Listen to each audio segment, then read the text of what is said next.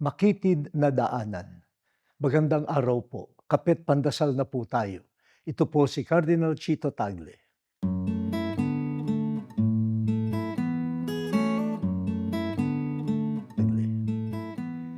Kapag pinapili ka kung saan mo gustong dumaan, sa napakakipot na daan o sa maluwag na landas, ano ang pipiliin mo?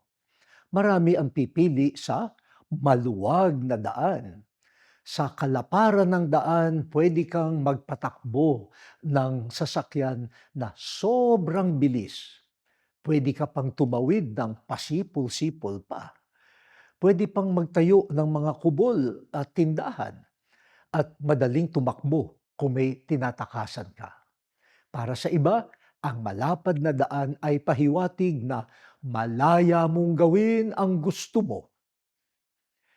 Ayaw natin ng makitid na daan para tayong nasasakal, hindi ka makagalaw.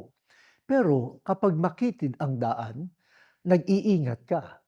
Baka mabangga ka o ikaw ang makabangga. Titingnan mo rin baka may masagi kang bata o may edad o bisikleta sa lansangan. Yan ang kagandahan ng makitid na daan. Nagiging mulat ka sa paligid. Hindi pwedeng padalos-dalos. Tinuturuan tayo ng makitid na daan na pahalagahan ng kapwa at kapaligiran. Sinusupil ng makitid na daan ang pagka-makasarili.